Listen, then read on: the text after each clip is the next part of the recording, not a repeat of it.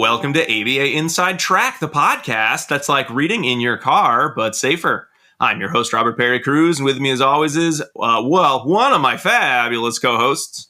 It's me, Jackie, Jackie. You got like a Mickey Mouse Club thing going there, Jackie. That was good. Thank you. This year, I'm trying to sing my name every single time I say it. So that was good. That was a good one. Stuff.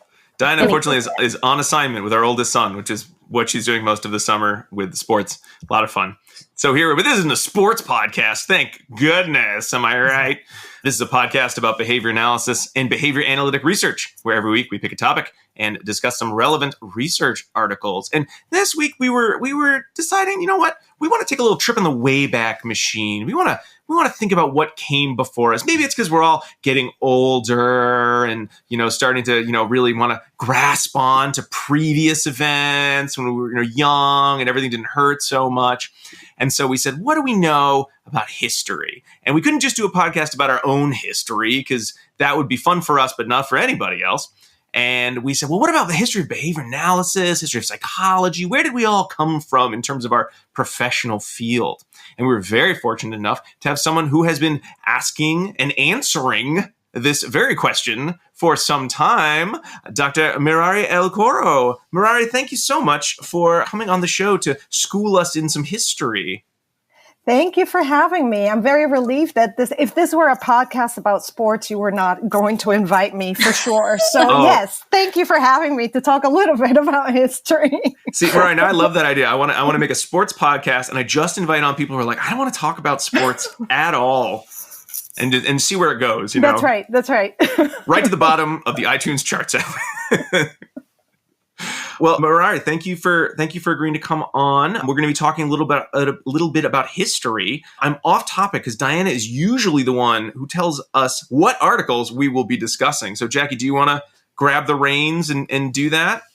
Today, we are going to be talking about two articles.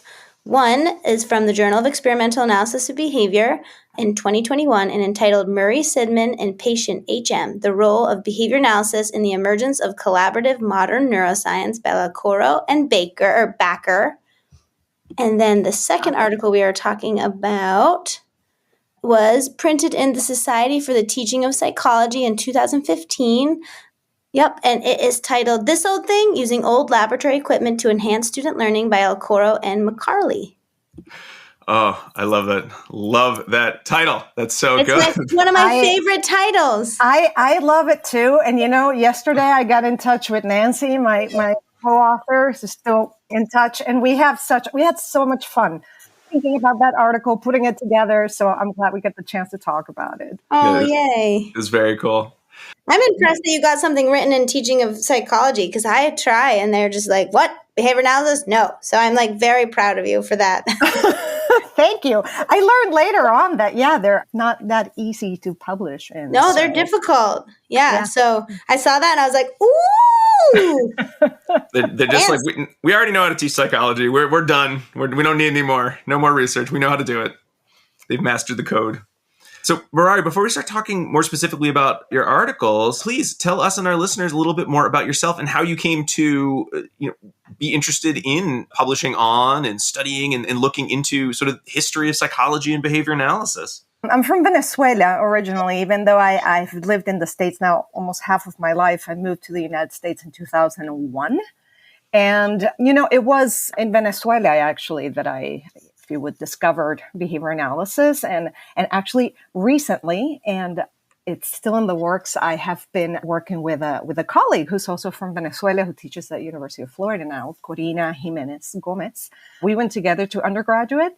We've actually been working on a project on the history of behavior analysis in Venezuela. So recently we've been in touch with several of our professors and colleagues about it. So in Venezuela, I discovered specifically the experimental analysis of behavior in an experimental psychology class. So in this class, we had 3 labs and one was a rat lab. And that's kind of where it happened. And, I came to the United States in 2001. And from the very beginning, I was very fortunate to work in a lab where I had the opportunity to continue to learn about behavior analysis, even though the lab precisely wasn't doing behavior analytic work. It was one of these collaborations between behavior analysis and neuroscience. The lab was focused on studying Parkinson's disease. And so part of the huge research that was going on there, I mean, this different research with humans and animals involved working with operant chambers. And then, wanting to continue to work in behavior analysis, did some more research about graduate programs and went to West Virginia University. And the history piece, I think, has always been present in me. Now is that I'm probably more focused, but several things, within my family, my mother has been a researcher all her life, and she worked in the National Academy for History in Venezuela. So I think there was already there some influence, right? And how to not only ask questions, but how to answer them, and looking for sources and making sure the sources are, And then Andy Littell, my advisor and still collaborator and friend, he has a deep interest in the history of behavior analysis. So even though, when I was a graduate student, there were very specific procedures that we were working on, and I was working on temporal control, there was always like history of the equipment and where did this come from? And he's been collecting equipment for several years. So there was always some sort of like machinery that was coming to the lab, and we would talk about it, or like, can you help me go downstairs because this thing was just delivered? So it's always been there. So it's fun to be able to dedicate some time right now instead of it being kind of like on the side. Excellent. So, Mirari, I do have to ask, and I'm a huge history buff. A lot more sort of like social sciences and sort of like, we think of history, but there's always a part of me that thinks when we're talking about kind of scientific practices, or specifically behavior analysis, sort of the sense of like, it's nice. If someone wants to research it or write a book about it, that's great. Good. It's a fun hobby. But at the end of the day, so much of what we're doing is iterative. And what we're doing in 2023, does it really matter what people were doing back in the 30s and 40s and 50s and 60s and 70s? Because we're so beyond that now. So maybe we don't even need to bother. Right. So, I mean, what would you say to, the average practitioner if they're saying, history, who cares? I need to know today and the most updated research, and everything else can sort of go back in the dustbin. I mean, would you partially agree with them, totally disagree? And if so, kind of why? Yeah. I mean, my initial thought is like, what? But no, let's be a little bit like, well, I can understand why you think that way, even though I don't really quite understand. But I think this whole argument as to, why it is important to learn things that happened 30 years ago. I think about it all the time, because I think I kind of got used to saying, well, it is important, but then why, right? Why? So, which is what you're asking me. I think that there are a lot of things that have happened years ago, or questions that have been asked years ago that are still relevant. And then, in terms of practitioners, and I think that I was thinking a little bit about this question, and I talk to my students about it when we review, I teach an introduction to applied behavior analysis. And I try to infuse some history in there. And when we talk about ethics codes, I really go into, some examples that are really not that pleasant of things that have happened before, and why it is important that, we know where these ethics codes come from, so that not only we don't make the same mistakes, but it doesn't mean that what we have now is the best or the most improved. We can keep improving these things. So that's why I think it is important to look at the past while we're still looking to the future. Because if we're just focused on now and the future, then we can either make the same mistakes or discard, right?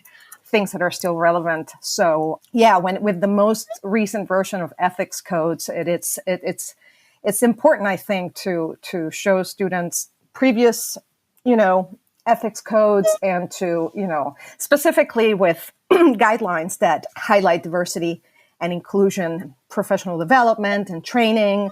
That has been one of the many points that I make, like these things, they weren't there before. So what many other things are we not considering right now that we need to keep looking for, and looking at the past can inform that. Yeah, I love that. And clinically, I think that's important too, right? So there are some things that in the past we may have done as behavior analysts procedurally that may have not been the best for our clients, right? And looking forward, someone might have this, like, I have this great idea. I know it's going to work based on the principles of behavior analysis. right? But if they didn't know the history of that specific procedure, they may then unknowingly be engaging in an unethical act or be engaging in something that's not as, could be efficient, but, not socially valid because they hadn't taken the time to really look at the past and the clinical relevance of specific procedures too. Exactly. And what you were saying, Jackie, just made me think about these moments that I still have sometimes with Andy, where I'm like, oh, Andy, I have this idea, like specifically when I was coming up with an idea for a master's thesis project. And I did my graduate work all in the lab, right? After reading and stuff, I would come up with this idea and I meet with Andy, and Andy was like, well, in 1970, somebody did this. And it doesn't mean that because somebody already did it, we shouldn't do it again because there's a value in replication. Right. So all these questions need to come up. But as much as I was reading, there was still stuff that I had no idea about, which is the thing about, studying history and studying the past, that is like, is this continuous? It can seem, I don't know, it's not going to seem to me, but it can seem this old thing. It can seem, but it's so huge. I mean, there's so much. So that's part of what I find fascinating. So, Mirari, we all agree, whether because of interest, because of utility to the current practitioner, we should be studying history of behavior analysis. So then we come to the next question of, well, how do you go about doing that? Because I know for me, when one time I was trying to research schizophrenia, and I was shocked to find out how much work I think Michael and Alan had done in the late 50s and early 60s with schizophrenic patients. And I'm finding these like old articles, pre-JABA. And I was like, wow, I can't believe no one ever told me this was a thing. And then sometimes we'll do a trivia game with folks at various conferences and things where it's called Brad Pitt or Lasers, where I show up two things and you have to guess which one's older. And one of them is going to be behavior analytic, and one of them is going to be something that's not, so like a movie or a book or something that happened in sort of general, history, world or US history. And it was so hard. I ran through the dates of things I knew happened in behavior analysis in like 5 minutes. And I was like, I don't know any old dates. And I found this great timeline on Aubrey Daniels' website. And I'm reading through, I'm like, I didn't know any of these things had ever happened. And I'm actively searching for behavior analysis history. So what are your tips and tricks for folks who are saying, I also would like to know more about this history? And you're going to get some of it from reading, Skinner, reading Sidman, but it feels like it's not maybe as well documented as it should be, or I'm just not looking in the right place. Well, I don't know that I have tips and tricks. I think it's a lot of time. Fortunately, yes, we have a few people. The name that comes to mind right now is Ed Morris, right? Who have written a lot about many topics in history. So we do have a few behavior analysts. Andy's another one, right? Especially with history of equipment, but just most recently with an article that he published about history of this cartoon, The Tale of Two Rats. And so I think that we're very fortunate that, not much, but still there's the Historian's Corner in the website of the Cambridge Center for Behavioral Sciences has a section of the website called the Historian's Corner that also has. But again, it's kind of like picking little, so reading, right? There's this great author who's not a behavior analyst, Alexandra Rutherford. You may know her name, who wrote a book called, okay, here is another one that I should know, Outside the Box, I think, or Inside the Box, about contextualizing some of the work of Skinner, right? Because that's the other thing that I have been very interested in, knowing what's the historical context in which some of these discoveries, procedures, changes have been occurring. So I have to agree, perhaps not, talking to people has been something that I've been very fortunate to be able to do, and asking questions. But then looking further, like the years, right? Like, okay, this happened in 1966. What was happening in 1966 specifically with the work that I researched with Sidman in Massachusetts, in a Mass General Hospital? Like, who was there? And so looking at like more broader context in order to gather more sources. Like, I don't know if this is like, I usually write about people who are dead, right? Like this is one thing that happened to me, like originally with this work that I did that you guys selected about Sidman. I wanted to interview him, but what happened is that I never got around it. And unfortunately, and that actually happened to me a couple of times.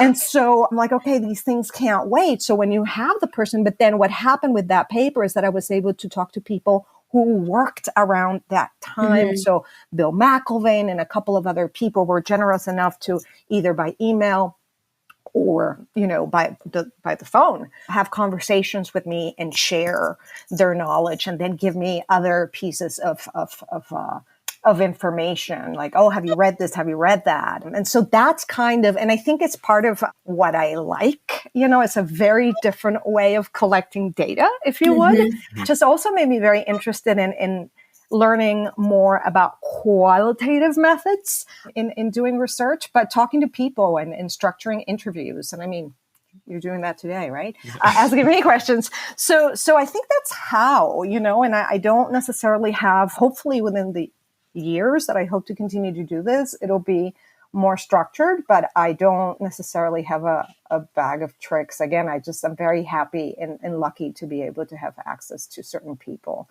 that I ask questions to, and then they continue to guide me.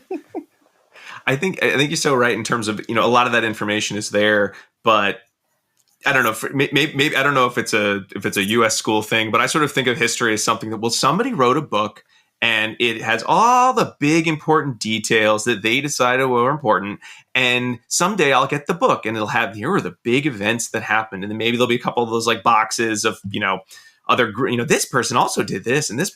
And that's sort of how I think a lot of, at least us kind of in the U.S. educational system, sort of consume history. It's like, it's something that somebody just took a bunch of facts and threw them in a book. And I guess that works when we're talking about history that is hundreds of years old, with some caveats. Whereas, when you want to look at the history of our field, well, it's still being written in some ways, and no one, that information hasn't all been coalesced into, one historian's idea of what were the most important items. Everything is going to be that disparate. Who have you talked to? What is the context that they shared that information? What are, looking at in terms of research and what was going on in society at the time? So I think certainly your paper on Sidman and HM was way more context of anything Sidman had done than I had ever even thought could exist. It's fascinating for that piece alone of just this chapter of his life that I would never have even thought to ask about or look at. I was like, well, you wrote a big book, stimulus equivalence. Yeah, very important. That's what you get in the history textbook, but there's so much more context. Right. And it's catching. I think I love doing that, like noticing, things. Because when I think about that paper, it's like, okay, what gave me the idea? And as I try to remember, I was preparing a class. And I can't even tell you when this happened. I mean, this paper was published in 2021, but that project sat in for a long time. I was preparing a class. I used to teach a class called physiological psychology. And I was reading this textbook and I was going over, I'm okay, let me highlight behavior analysis, delay matching to sample. Okay, so I'm reading about delay matching to sample in this section on memory in this chapter of this book. And I see a reference, Sidman. And I'm like, oh, okay, I know this. So I look at the reference, right? I look in the article and to tell my students a little bit more about the procedure. And then I see Sidman and HM. I'm like, is this the HM? Like, and it was like, I was so excited alone in this room. Like, oh my God, like Sidman worked with HM. Like, I had no idea, and I got so excited about this discovery to me. And so what I started doing, and so I made a note and I looked for the paper and I'm like, I wonder how many more papers, like worlds are colliding, like, oh my God, like this super famous patient, the surgery and stuff. And I was talking to Andy one day, and Andy Littell, and I'm like, Andy, did you know that like that's big gossip, right? Like, and he's like, no, I had no idea. And I'm like, well, if he has no idea, this may be. And so I just started asking people, right? and this little known facet. So I think I'm fascinated by that. Like these little things that, for some reason, like I find so exciting, because in that case, it's neuroscience and behavior analysis, right? Like seemingly like, okay, let's explore this further, right? And I'm very interested in that connection, because I think behavior analysis has been so specialized and to an extent isolated that I just love to see much more of that potential, which has also happened, right? Connections between other fields and potential to grow not only behavior analysis from other disciplines, but other disciplines from behavior analysis. So it's like those little pieces, like, oh, hey, let's zoom in and see what happened and how did he get access to this person, and like, Well, read the footnotes and kind of going back to that discussion of context, Mirari, when we're talking about sort of Sidman at the time, I'm curious, how did he come to work with a neuroscience group? Because I guess I never really thought of it. I guess for most of the sort of early behavior analysts, I'm like, well, I don't know, what did they do? I guess they worked in autism probably, because that's what I do, but I guess they wouldn't have done that because that wasn't necessarily a field. And then they became college professors. So I don't know what they did with the rest of their time. Then they taught forever, and that's the end of it. But of course, they didn't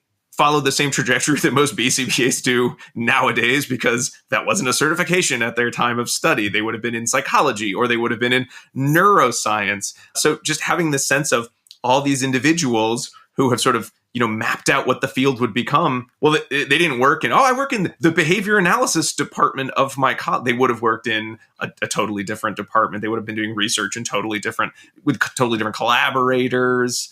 So it was just surprising to think of neuroscience and behavior analysis, because it makes sense when you read the article, but not something I would have assumed was, I'm sure Murray Sidman must have done neuroscience work. Of course, who doesn't? And that probably was true for most folks. But when we kind of talk about Dr. Sidman, how did he get involved in neuroscience work specifically? Because that feels very specific in terms of how he would have come to be there, working with the HM and working with the lab at Mass General and everything. Yeah, and it makes sense that it's environmental, right? Like there's a line that I put in the article about how like we were almost sitting, like I'm going to paraphrase it, but it's like we were almost like sitting on top of each other, like we were just talking. So it was the context where he was working I think it was the neurology department in Mass General at the time, and that was another thing that fascinated me. Like here I am at the time, newly moved to Massachusetts. And I'm like, oh my God, this was happening here and I'm here.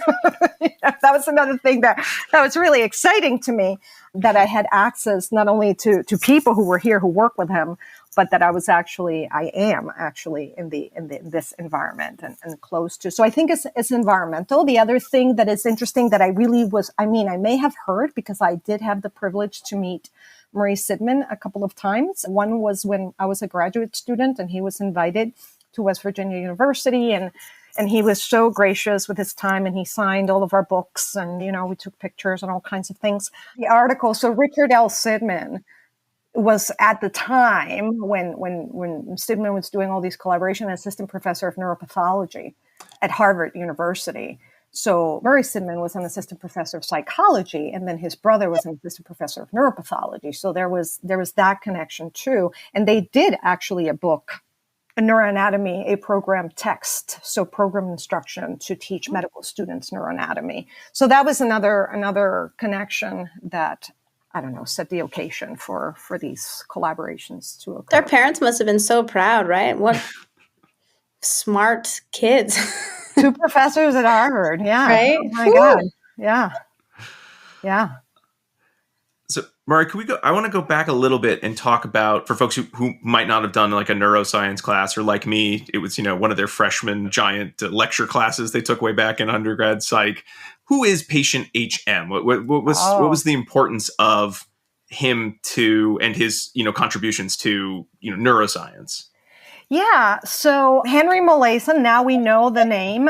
For years, he was patient HM to preserve his identity, confidentiality.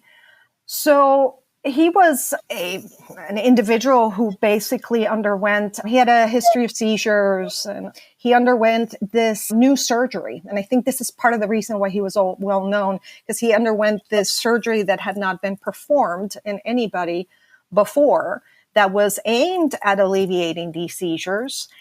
But what ended up happening, and Scoville is the last name of the surgeon who led this, is that he ended up, so HM, Henry Molaison, after the surgery, could not make new memories. And so there was this really devastating memory impairment that happened that, of course, was not planned. And not only the surgeon had to go, and basically tell the world, don't do this thing that I just did, because it ended up ruining his life. At the same time, and this was in the 1950s, at the same time, patient HM, Henry Molaison, after that was studied extensively. And so so this is one of these tragic cases, right, that was also concurrently a great source of understanding memory, and specifically the underpinnings, like what goes on in the brain, like what areas of the brain are linked, what connections in the brain are linked to this thing that we call memory, because trying to figure out what were the specific areas and connections that were severed, then, study, okay, this is linked to. So it was the very first case. And again, this was not meant to be an experiment. This was meant to be a clinical procedure, but it did turn into this experimental source. Again, very tragic, but I guess the family of HM and the grandson of Scoville actually wrote a fascinating book about some of the history of what happened, because when HM died in 2008, there was this whole fight between two institutions on who's going to get his brain, which again is like ethically very complicated about how the life of a person turns into all these data. But we also have kind of the origin of neuropsychology happened pretty much with HM being the source of data and studies. So that's kind of who he was. And yeah, he died in 2008. And pretty much since the surgery in the 1950s, maybe 1953, I may be misremembering this, until 2008, he was a research participant. So. And never could make new memories? That's insane. There were some instances, right? So that's the thing. Right. And what is interesting to explore with a lot of detail, because there's this portrayal, and I talk to my students about this, about what anterograde amnesia looks like in movies. So it's not necessarily an all or nothing, but yes, great difficulty in learning new memories. There are some instances recorded where he would learn new things, if you would. He couldn't live an independent life. Yeah. So you make some, kind of looking at Sidman's research and his work with HM, you do a great job sort of describing kind of what that research was, as well as sort of talking about generally how the, behavior analysis or the study of human behavior added to what was being done on, in terms of, neuroscience and, neurology research. Could you share a little bit, in more detail for folks who haven't had a chance to read the paper, sort of what kind of the contributions there were?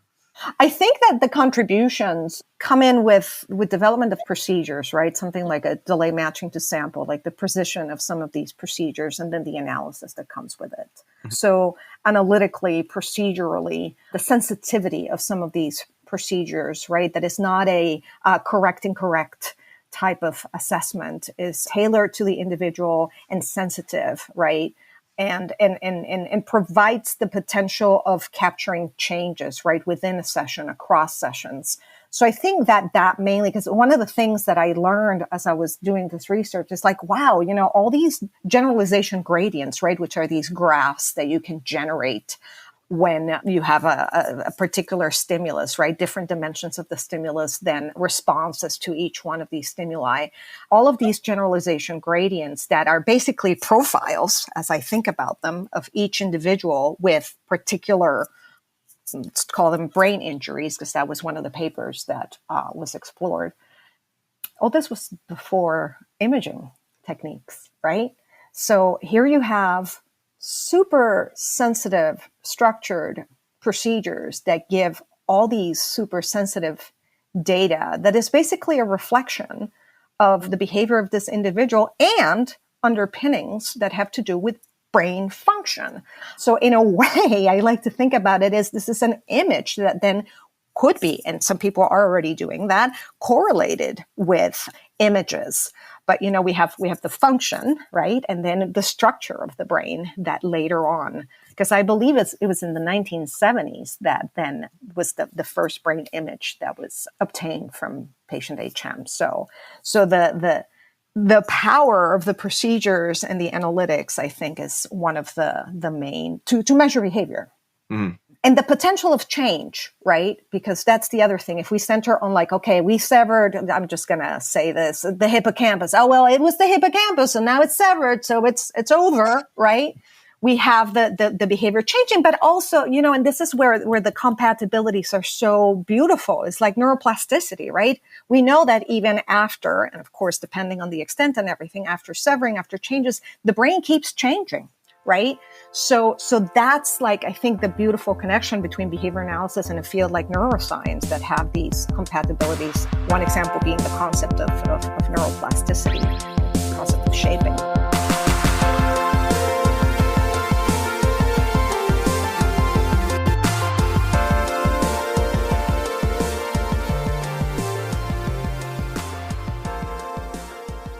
Do you want to be a BCBA? Sure, we all do. Now you can come to Regis College in Weston, Mass. to get your graduate degree. Choose from any one of these courses. Masters of Science in Applied Behavior Analysis. Masters of Science in Special Education. Dual degree in Special Ed and ABA. Or be eligible for your postmaster's certificate. You can complete your degree and be ready to sit for the exam in 2 years. And our 2017 grads had a 100% pass rate on the BACB exam. Come enjoy practicum placement support, ethics mini handbooks, PhD-level professors, small class sizes, and a service trip to Iceland. If interested, don't delay. Supplies are limited. Learn more at regiscollege.edu. Again, that's www.regiscollege.edu, regiscollege.edu. One more time, www.regiscollege.edu. See you there!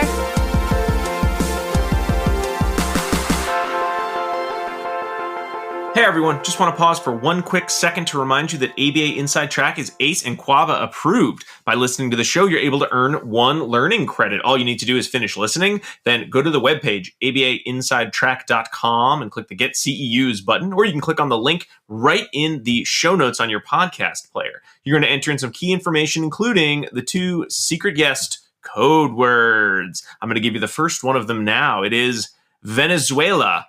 Venezuela. It's a country where, as you've heard in this episode, some great behavior analysts have come from, whether capital or not. It's capital in real life, but it's okay if you don't capitalize it in the code word box. That's fine. So Venezuela. All right, let's get back to our discussion with Dr. Mirari Elcoro. So we can't get an fMRI image in the late 60s, but if we look at that, at sort of the gradient as where does the delayed match to sample start to fall apart for these various patients? That's about as good as a kind of a picture of that's the remembering part of the brain, in so many words. That's what we're going to get. That's what we can see, and having that kind of precision. That's so funny to think about. I mean, now we think of brains, and when you talk about brains, is what is it? Look, there's the red on the brain. That's where where it is. See, now we know, and Well, and here's one example. I think it just made me think with what you asked me before. It doesn't mean now that we have the brain images that we're going to discard the gradients. Right. We should have them both. Because each one, I don't even want to get into one is better than the other. Each one is providing information that is valuable for the overall goal of understanding, right? Controlling and predicting behavior, understanding behavior. And ultimately, if it's the case to contribute to the life of somebody, contributing to the improvement of life. Yeah. I think the outcome of Sidman's, at least one of the 2 studies he did where HM was in sort of the pool of participants, was being able to I think teach and improve response to the delayed match to sample, even though there was no, because we always think of verbal mediation, that's how we usually get around that. How would you be able to respond that way 3 minutes later? But he was never able to verbalize what was going on because of the trauma to his brain because of the surgery. But am I remembering that correct? That was sort of one of the ends of like, we were able to still teach it just using, behavior change procedures and using reinforcement. We're still able to change, even though we'd have to talk, or he couldn't talk about the procedure, he was able to still learn. Exactly. And to what you were mentioning before, Jackie, right? He's not able to form new memories. Well, here we have, and like you're saying, Rob, this doesn't rely on verbal behaviors. So yes, through operant conditioning procedures, we were able to see that patient HM could learn still. Mm-hmm. Yes. And I assume when you mentioned popular culture memory loss, are you thinking of the film Memento, or have you seen the film Memento? I have yes. Not, so I don't know. It was a long time ago. There's this scene where because Guy Pearce's character has anterior grade amnesia, and he was an insurance adjuster. And so he's testing the actor Stephen Tobolowsky, who is Sammy Jenkins, who is claiming that he can't make new memories. And so he's like, well, I did some research. And now I'm wondering, like, did Christopher Nolan actually maybe read one of these Sidman papers or like see it mentioned? Because I mean, they're not doing that same type of experience. He's like picking up different shapes, and they're, one of them has an electric shock. And but he does reference the fact of, the research shows that even with some of these simple stimuli kind of relationships, the patients were able to learn to make new, memory. I mean, they use memories generally, but they were able to change their responses. So now I'm kind of wondering, like, I feel like if I ever meet Christopher Nolan, that's my one question. Like, when you did you read Murray Sidman's Work of Patient H? Was that what you were basing that scene in the movie on? And he'll be like, I don't, sir, please walk away. No one's answering your question. You've wasted your time at the press junket or whatever. Yeah, you should now carry a copy of the article just in case. Yeah. You never know. We can make it pocket size, Rob, just like we do the ethics books. You never know. I'm just curious because that scene that reminds me very much, as you're talking about Mirari, that scene where he's like picking things up, and it's like, one of them shocks him. He's not able to make the new memory. I'm doing air quotes for listeners, but he's supposed to, because research would tell us that even with the brain injury, you still could be learning even without being able to talk about your learning or remembering or being able to vocally describe that memory you're having. Yeah, and you get to wonder too, like all the exposure, right? All the practice, all the learning opportunities that specifically this particular person had, being so researched, right? I love that you added in that one part where they said that Murray said that maybe you've taught him to be you've taught him to be a participant instead of a person. Yeah. I was thinking about it as. Yeah. It's insightful, right? Because, I mean, that's probably where he was getting his money and all of the things. Like, it just makes sense. Enlightening, anyway. Yeah. And then kind of when we think about talking about history and historical context again, it does seem odd that this relationship between, Sidman and the Mass General Lab, and then possibly, other folks working in human behavior, collaborating with neurologists, it does feel like pre-imaging software and some of the technological innovations, that those collaborations would have kept going on. And you sort of see, why don't we have the branch of, in behavior analysis, well, you can go into autism treatment or neuroscience, because we've been doing that since the 60s. And then you even mentioned in the paper, it sort of feels like, and then that was kind of it, and maybe it was a footnote. And I mean, what were some of the you mentioned some of them, but like, what are some of the reasons that we don't see behavior analysis doing as much collaboration? I still think about these things because it's, even Sidman in his stimulus equivalence book wrote about this, and you still see, every once in a while, and when you look, there was a recent issue in JM in 2022 about collaborations between neuroscience and behavior analysis, but not as common. So part of the things that have been in the conversation about this is like as to the why, because that's the other thing that I found, I don't know, for lack of a better word, interesting, maybe concerning, maybe like, why isn't Sidman included in some of this literature, not only about HM, but about memory? Right. And so some of the conversation is the whole thing about language and that behavior analysis can sometimes be intractable and just very, some publications that come out of JAB don't reach necessarily a wider audience. There's just this whole thing about accessibility. I like to think about it of the language, right? That's one thing maybe that we still need to get better at talking about these things and selling ourselves in a more accessible way.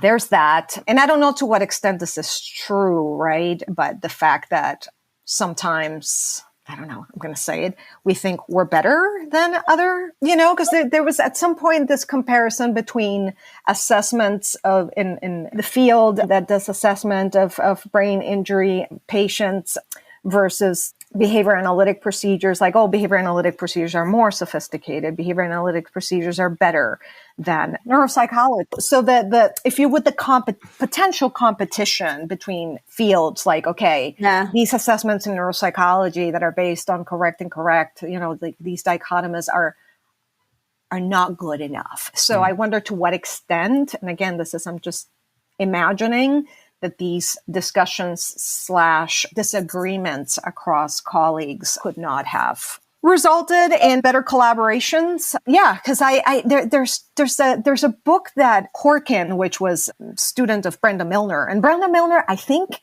still alive, which is amazing because she's like 100 and something. Suzanne Corkin was her student, right? And Suzanne Corkin spent a lot of time with HM. There was an interview that was released, which is, I think, one of the first times that the voice of HM had actually been, made available to, it was through NPR. And so there was a conversation with Suzanne Corkin, and Suzanne Corkin wrote a book about HM, which is probably a little bit more academic than the book that Scoville's grandson wrote.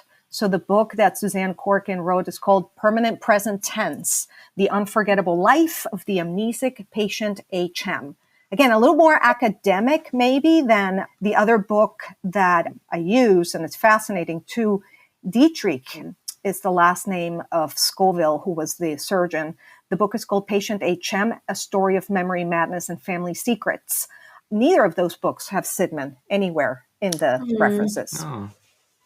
Nothing. And and there are tons of references in both, probably more so, again, in Suzanne Corkin's book that was published in 2013. But that was another thing that I noticed. And to your point, Rob, about like collaborations and even like cross-referencing, not there. So I'm not sure what else. And again, it's not that the collaborations do not exist, but I agree. Why isn't it more common? Why isn't it more well known? Well, there's the history question. If we could figure it out, was there a terrible argument between a behavior analyst or someone human behavior and psychology and neurology, and it just rippled through the ages? I don't know. Maybe like kind of a similar Skinner versus Chomsky kind yes. of. Yeah, something like it was just big. It was at all the conferences. You're like, oh no, they're gonna run into each other. Oh, it's gonna be they're gonna have a fight, and then we never heard about it. So, I don't know about a particular one. Maybe something to look for, right? Yeah. Maybe it was a silent fight. That's why we don't know about it, right? Maybe it was like a behind closed doors fight. And we're like, we're never going to speak about this again, but we're never going to work together again. What was the Facebook of the late 60s, early 70s? What do they have? I know. That's why we need to keep talking to people, Mm-hmm. So I think that's what we need to keep talking. But I do think that to an extent, a field like neuroscience, which again, it's very difficult, every time the few times that I've written about this and when I continue to do research, like, okay, well, definition of neuroscience, it's like there's so many fields that compose neuroscience. But I do think that there's a little bit of that cognitive influence, and David Shaw has written about this, right? Like this almost like, okay, a carryover, even within behavioral neuroscience, that carryover of a more kind of cognitive. So there's already that fight embedded even in the word neuroscience, like, oh, these people are not going to understand behavior, or we're not even going to try. I'm not sure. I hope not, because again, there's plenty of examples. And I think I'd like to focus on the things that are happening instead of the ones that are not happening. There are plenty of examples. And again, the recent JAB special issue is testament to one. And fortunately, people in leadership in ABAI and in JAB are very interested in fostering and creating spaces for these collaborations. So everybody loves talking about brains. You want to be part of that conversation, or else they're gonna make Jackie go mad with everyone talking about their mind files and like, where in the brain is the memory? She'll attack them. That'll be it. That's how ABA and neuroscience will go apart. Someone will say something at a conference, and Jackie will attack them. In the last episode, old Jackie's fault. Yeah. Yeah. In the last episode, my husband, who's not a behavior analyst or a psychologist, he's a poet. A long time ago, before we were married, had made reference to a mind. I'm shocked he got married after this. Me too. He made reference to like a mind file, and we got into this massive argument that lasted for days, where we did not speak to one another, and like I slept on the couch. It was hilariously how like huge this discussion / argument happened, and now we bring it up as jokes. It's a runner on the show now, yeah. Yeah, so it lasted literally days, like 3 or 4 days.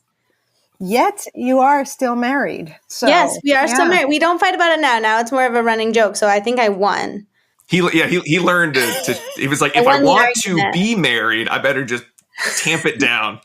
Don't bring it up. Read this book about behavior analysis and then get on board. Someday you're going to find his journals, years and years from now, Jack. He's like hiding them somewhere, and you find him in a box like, my mind file today, but I can't talk about it with my wife. Oh, well, so moving from studying history to living history, let's talk about this old thing and the the psychology history museum project for your students.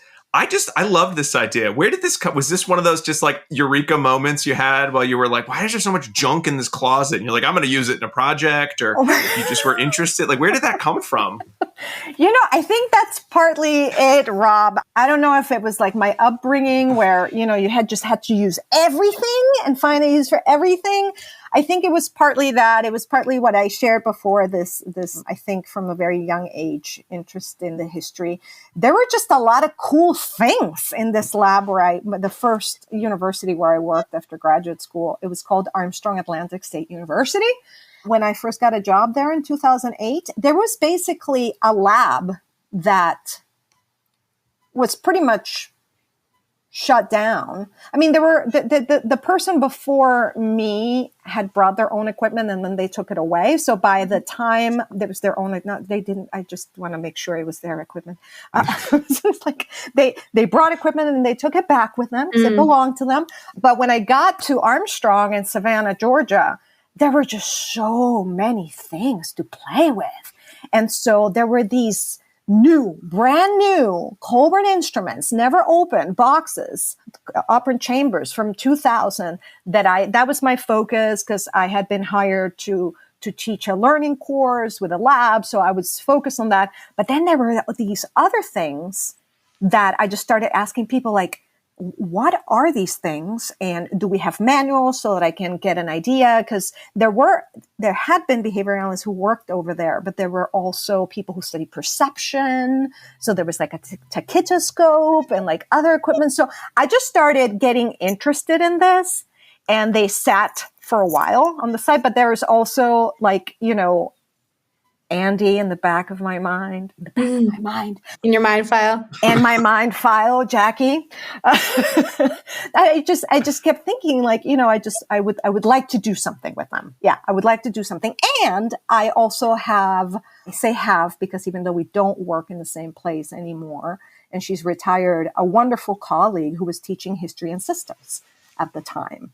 And I was like, Nancy, how can we, get our 2 classes together and do something? So we just started talking about how we could do a teaching project, but that was also about the history of some of these apparatuses. And because I really didn't have time to sit down and research each one of these instruments, I was like, how about, groups of students are assigned a particular object, given a little bit of information, but then they look for more. And so it started kind of like that. And then we refined assignments, assessments, and then that cross course activity that was a lot of fun, because what happened was that the learning students who gained expertise and confidence, not only about the piece of equipment itself, but about presenting about it. Because, part of my strategy was like, not a lot of people, like, you're probably want to be one of the few people who knows what this thing is. Yeah. And so they would come into the class and it was great. Like, they felt really proud about like presenting about these bizarre things that some of them are not even used anymore. Some of them, there were like these kind of like semicircular pieces of metal that were used to study visual periphery. And so, but they were so cool, right? And there was a mirror tracing task, which is one of the procedures that was studied with Henry Molaison, where you have an image of a star that is projected in a mirror, and then you have to trace the mirror image without seeing the star, which is really difficult to do, but you can learn how to do it with enough experience. So it started like that. And then it turned into, the whole idea was to create a museum display for the department. So they created a label that had to have a certain number of references and things like that. It's clever. I should have done that. We did like a clean out in our closets at my university, and I found some whopper of things that I will not tell you on air. But I should have done that. We were like, what is this? And we all looked it up and we're like, wow, that's been there since like 1964, right? And then you just threw it right in the dumpster. All right, let's get that out of there. Yeah. When I interviewed at Framingham State, which is where I currently work, I was like, do you have any old stuff? Don't get rid of it. Don't get rid of it. And they were like, no, we want to get rid of it. Come on, Mirari, don't. Like, just wait. Just keep That's half my semester, no. Yeah, we didn't get rid of everything, but the things that you uncover when you actually uncover, right? Things. Yes. So fascinating. Sometimes, yeah, it can be very wacky too, but just so, I just find it, and some of them, again, I never really used in an experiment, but we did it in this form, which was, again, a lot of fun. And we would recreate sometimes, like, okay, how would you would sit here, and then you would look, and what would you record? So what was the kind of the oldest or the weirdest piece of technology that you found kind of doing this project and doing this work with students? Either one. They don't have to both be old and weird.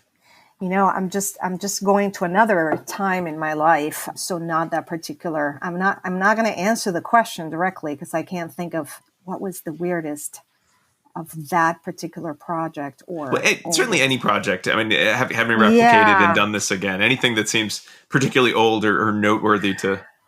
This is not going to be a happy one. Oh, but, when I was an undergraduate student, which is where my thoughts went when you asked about that. Well, there's two things. One, to talk about the weird one. When I was in that lab that I mentioned earlier, when I was in the rat lab as an undergraduate student, our Skinner operant chambers were not interfaced to computers. They were connected to solid state equipment that was programmed with wires. And so when I walked in, and I not only saw that as an undergraduate, later in the graduate student, I saw these weird like racks that had like these hanging pieces of wire that seemed like very archaic, right? Like, oh my God, like what do you do with these things? They're not very aesthetically pleasing. And they also, depending on who programs this, are not necessarily but even if they're neatly organized, they're very intimidating. So I think that, and there was a relay rack definitely at Armstrong too. So that probably was one of the weirdest in terms of like, and it's funny because it was probably the most related to what I had just studied, right? And but it seemed very, I'll use the word again, intractable. Like, how do you even, and I did learn some of the foundations of that programming when I was an undergraduate, because after that course in the experimental analysis of behavior, which was actually a behavioral pharmacology lab, I did have to complete a thesis as an undergraduate. And then I ended up working in another lab at another university. It was probably the biggest. It was called the Classical and Operant Conditioning Laboratory at a public institution in Venezuela. There were these huge relay racks, and my advisor at the time, Cristina Vargas Irwin, sat very patiently with me and Corina, who I mentioned before, and other students to teach us. And it was like, I want to do this, but it's just so, I don't get it. I don't understand it. This is so weird, right? And again, I didn't have a lot of practice doing that type of programming. Very quickly, I transitioned into coding various programming languages, which I also thought I never would be able to do. And it turns out that I learned it. I had to, but then I kind of sort of enjoyed it. But that's probably the relay racks were just very weird. And then the other one that I said before was not happy is that in that behavioral pharmacology lab, and I don't think this was anything that was patented or anything, because there was a lot in the lab in Venezuela that was built and improvised. It was this really weird contraption that was made, as I recall it, of wood and these thick rubber bands that for some reason were used to immobilize rats to inject them. This was like, the Spanish Inquisition for the rats. Like, this was horrible, horrible. Like later, right? And again, that was at the time. I'm not trying to blame anybody, but it was just so uncomfortable to see someone putting the rat in this contraption that was supposed to kind of like open them up and then expose the interperitoneal, cavity to inject them. That was probably really the weirdest. Yeah. And then later I learned totally unnecessary, not only ethically, but you're introducing all kinds of variables there for the poor rat before you put them in the operative chamber after you inject them with the drug. But that's probably the weirdest in kind of not a happy way. Yeah. But it's this recollection and it's what was being done at the time, very long time ago when I was an undergraduate. So long ago. So, when you think back on the project, or you think, a bit kind of iterative versions of the project, that initial project you've done, I mean, part of the way we started this episode was the idea of there's all this old technology, but who cares? Relay, why would you use that? Because now you can use a computer that does everything. Your phone can do the things that they used to need, a room full of electrical wires to do. So other than the students from the learning and history class getting to see the presentations, and they did much better on their post tests, so they probably got better grades in their class because of your project. What are the other benefits to even studying this old stuff? I think coming back to our conversation earlier, where did we come from? And, sometimes one can fall into, or I can fall into this idea that now it's better than before, and not necessarily because, something that I just described, such as the time that my advisor took to teach us how to do this very physical process of programming, right? Talk about contingency-based process of learning how to program, and collective, right? We could all you could grab this wire, I could grab this wire. That environment of learning is not something, the learning how to program is not something that I experienced later on in my life. I am grateful that I did as an undergraduate, even though I cannot show you or teach anybody how to program a relay rack right now.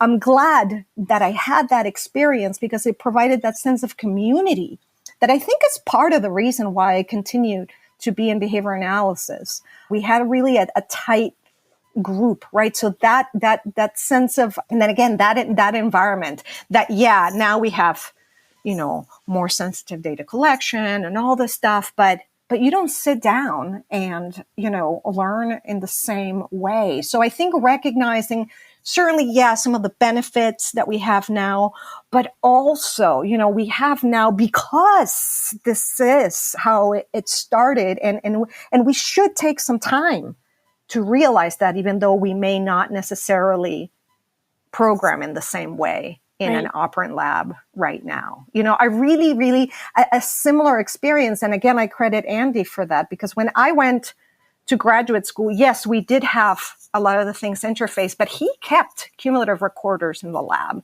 So tack, tack, you would come in and that physical aspect. And even though we were collecting everything in software anyway, he wanted to leave that there, and we would be able to readily see it and then check the files. So that to me was a tribute to putting all these things together and not necessarily discarding the past. And I think it's an exercise that I want to say in gratitude to what we have right now. And in that gratitude is like recognizing, even though you may not have lived it, recognizing how it was. I hadn't thought of that. Certainly that idea of not just the like, oh, well, now you kind of know where you came from and that's nice. But that idea of the sense of that work and that problem solving. And, and you mentioned in the paper too, how many of the technologies some of them were created and patented by the researcher who then used them because they just had a problem and they had to work with people to figure it out and use the technology available at the time. But I do sort of love that also as that the comradeship, the problem solving work with others that you're not going to get from just, here's an instruction manual or here's a PowerPoint slide of just briefly what it is real quick, like getting to experience like what would it have been like to have to make this? Like, how would you have done that? And then using that to sort of think about, you're going to, everyone who's listening to this right now, you're going to hit a point where the science and the technology isn't where you want it to be. But having that knowledge of, and you too could also problem solve with the group and, make the piece of equipment or write the code that answers the question or solves the problem in a way that hadn't been done before. That is a very, very interesting way to kind of think about kind of reaching back to the past and then using it for future problem solving. I love that. That's great. I do Thank too. you. Yeah. And the piece of gratitude and just recognizing where we came from. I want to mention briefly, if I could, this project that I did, and it wasn't necessarily a history project, but now I'm kind of thinking about it in those terms. It was comparing simulation software to conduct experiments, teaching experiments with a rat, Sniffy, the rat. And so I had the same student do a series of experiments with Sniffy and the same experiments with the real rat.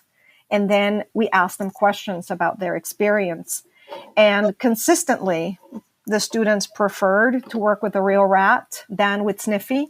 And again, and I'm saying this because in a lot of programs, because of funding issues, because of, lack of support infrastructure, some of the simulations. And I think having a simulation is better than nothing. But again, the experience and students actually wrote and then later discussed to me that even working with the real animal would give them a better sense of what ethics in animal research is, because you have to feed them, because you have to put the water in, because you have to make sure, which is in a simulation. You don't have that, right? You don't have to care, literally. Gotta plug in the laptop that it's on, and that's it.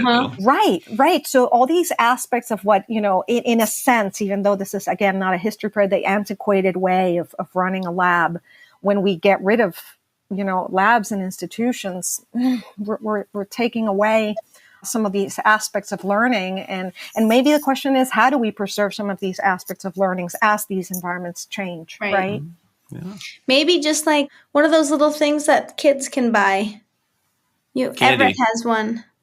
No, Everett has one, and you have to keep it alive. You have to feed it. Tamagotchi. Yeah, we have like a Tamagotchi mouse, right? Like you have to do... Because we use, like Sniffy or Cyber Rat, you have to do that kind of thing. But then while you're in this class or whatever, you get a Tamagotchi. And you have to keep it alive. Just like in high school when they make you carry that baby around. Like an episode of Saved by the Bell. Right? It's like an after school special. But maybe that's a way to do that. Maybe. And if we lose the rat lab, that would be funny. Well, I have a couple more questions, but I think they're going to make more sense if we ask them in the dissemination station. We're here. So this is the section of the show where we sort of talk about what we've learned today and sort of extensions of a lot of the topic and the research that we've discussed.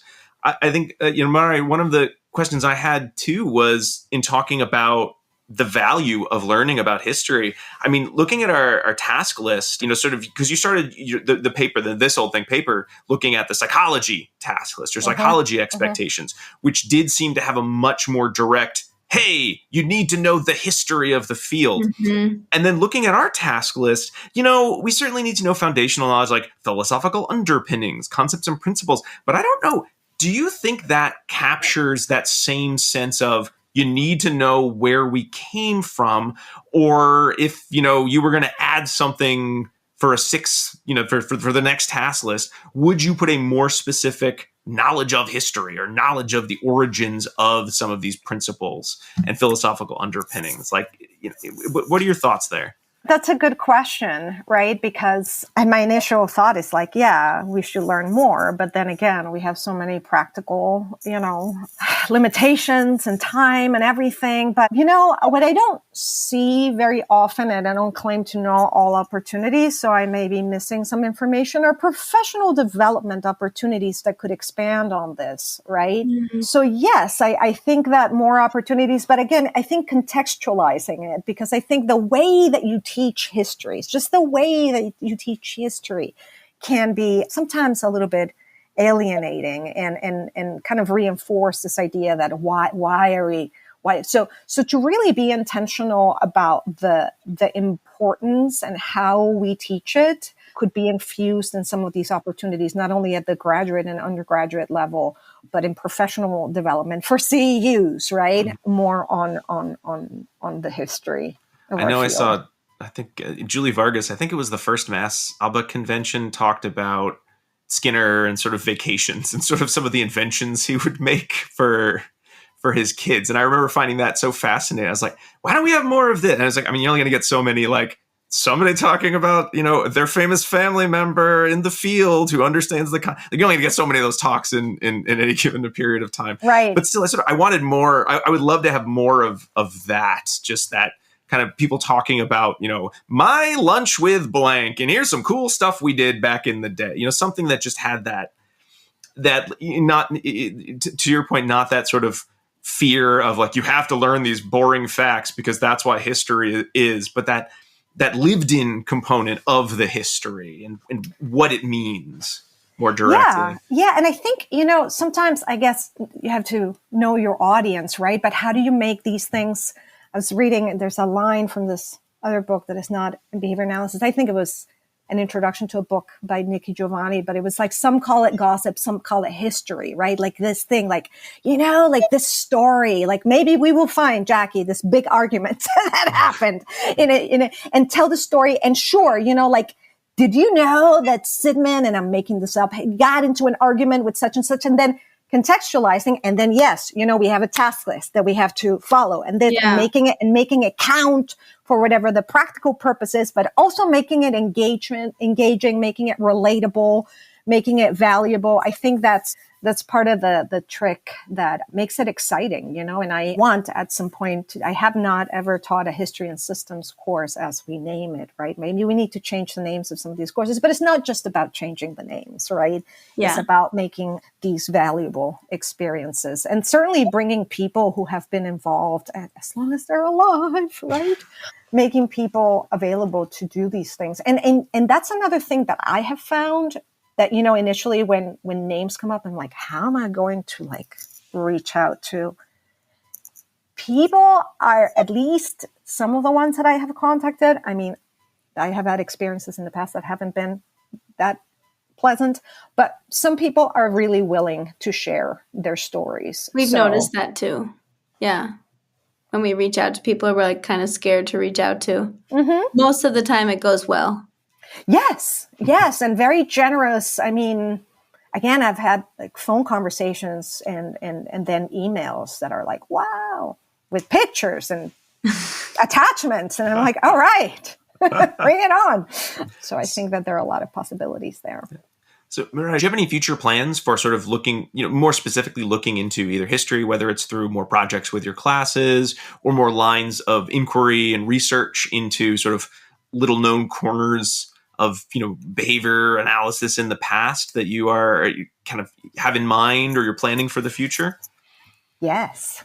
are happening, and hopefully they will continue. So, I am very interested in these, I call them unknown, right? But of course, some people know about them, but they're not widely known. Most recently, and I am currently working on a project on the history of teaching machines. And the history of teaching machines, as you read, but again, you can continue to read and continue to discover things. The name of Skinner is at the forefront. But there are names of other people that are not as well known. One of them being Susan Mayer Markle, for example. And again, until this day, I've talked to people who are like, who?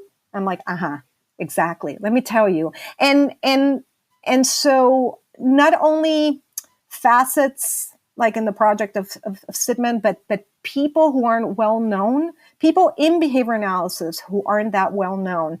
So I discovered doing some more research and talking to people that, Susan Mayer Markle is pretty much considered to be the main name in programmed instruction.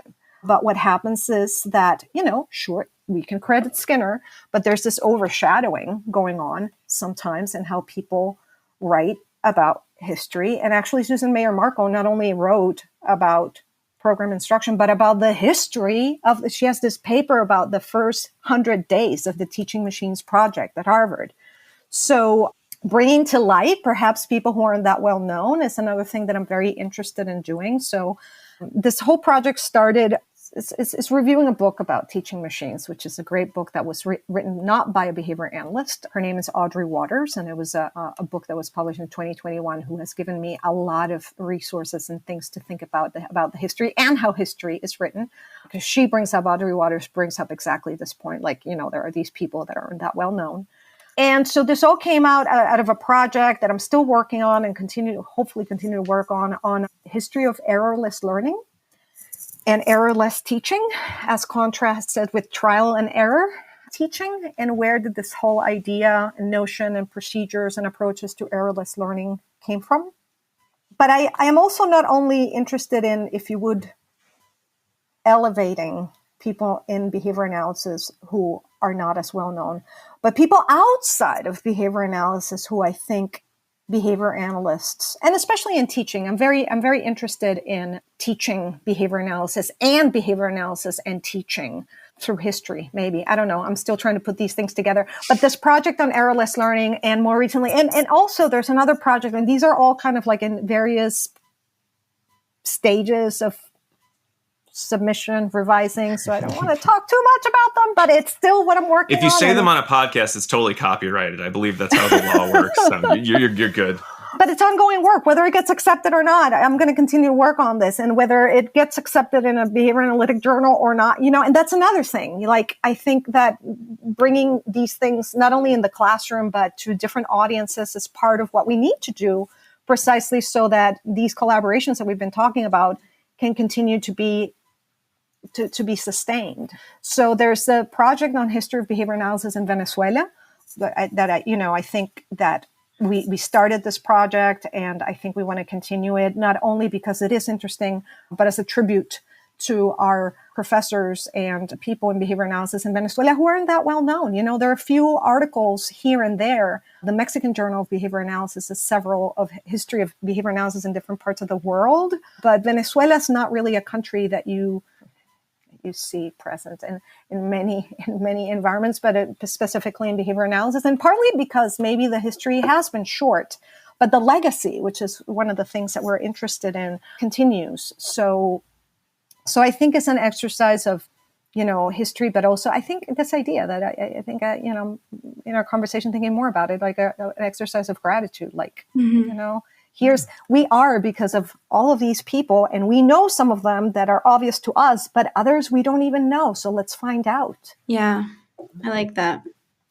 Mirari, my final question. Tomorrow, there's the big opening of the Behavior Analysis Historical Museum, and it's a big event.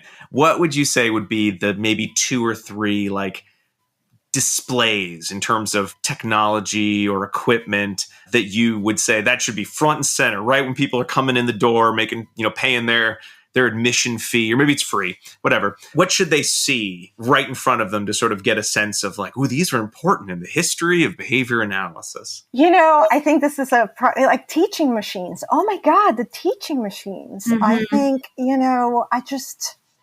we have to show and learn about this. There's this whole idea that education has changed, and this is not my idea. I've read it, and I've learned from other people that the computer, the internet, some of this technology in a pedagogical vacuum is useless. Mm-hmm. And so the teaching machine is like this piece of hardware, but programmed instruction and, examples of frames, and maybe even, I don't know if it would be like a video recreating how students used to use teaching machines. But the teaching machine, I think, is one key piece of hardware that should be there. But again, how do you, this is an interesting thing. A lot of people in museums have gone around this, but how do you show that non-hardware piece of the work, right? Mm-hmm. Like whether they are videos, simulations, right, of how a person is supposed to use, but give opportunities perhaps of people to use the teaching machine, right? Yeah. And see how it is to either press the button, or how big is the frame, and is the frame going to be accessible to all students, Mm-hmm. But teaching machines for sure. Opera chambers for sure. And mm-hmm. I think the relay racks, right? The relay racks needing to be there again. I went to a museum one time at MIT. I'm remembering this display right now because it could be something similar to how we have the relay racks and how things have changed to now have the interface. But I went to this exhibit in the MIT museum, and it was about Santiago Ramón y Cajal, who was a Spanish physiologist, and he basically spent and he was a physiologist, and he was an artist too. He did beautiful, amazing drawings of things that he saw under the microscope, like cells. So he traced basically the cortex of different animals. And this was all before we had imaging techniques. So the display had images that Santiago Ramón y Cajal had drew, and then images of the same areas of the brain with imaging techniques. And the difference was minimal. So the accuracy that this person, right, with microscopes at the time and his own eyes, was able to capture with technology. So something like that, right? Okay, we've come a long way. But we've come a long way, or have we really come a long way? I don't know. But to kind of show that, again, that importance, because I think one of the things that I loved about that exhibit of Ramón y Cajal is not that we're going to discard, because obviously having images nowadays is very, very important, but we have these images because mm-hmm. all this came up before, and we can't stop asking questions, because now we have this technology that allows us to see. There's a lot of things that we cannot see with imaging techniques of the brain that we can capture with behavior analytic procedures. Mm-hmm. All right. Well, I'm accepting funding from listeners. If you want to invest in the museum, I'm already kind of imagining a teaching machine. Here's the picture of the old schoolhouse, and here's, some of the, the standee, the black and white picture kind of blow up. And here's here's a lecture hall, and you can sit, and there's a little teaching machine at each desk, and there's the easy, medium, and hard lesson that we program in. Okay, I got it. If that sounds good to you, write us at 123 ABA Inside Track Street. Send us big donations, and we'll get that built. That would be amazing. Well, Dr. Mirari Elcoro, thank you so much for being on the show and sharing so much information that was we never would have even thought to know about. So we so appreciate your time. If folks are similarly like we were and want to reach out and say, I'm also interested in some of this, or I was hearing you talk about this, and I'd love to hear some resources you might be willing to share. Is there a place that folks can get in touch with you? Absolutely. My email, which is melcoro @framingham.edu. So Melcoro @framingham.edu. Feel free to write me an email. I'll be happy to continue. And thank you so much for having me. This has been so much fun talking about all this with you and thinking about ideas. It's making me think about things I want to continue to work on and share with my students. All right, and now we come to the final segment of the show, pairings. And fortunately, through the magic of editing, we are able to hear what Diana has paired for us for this episode.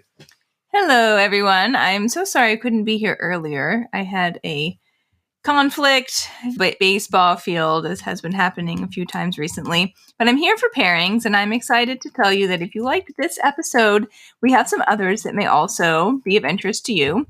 So the first one of those is episode 100. It was a big one for us. Remember that one, Rob?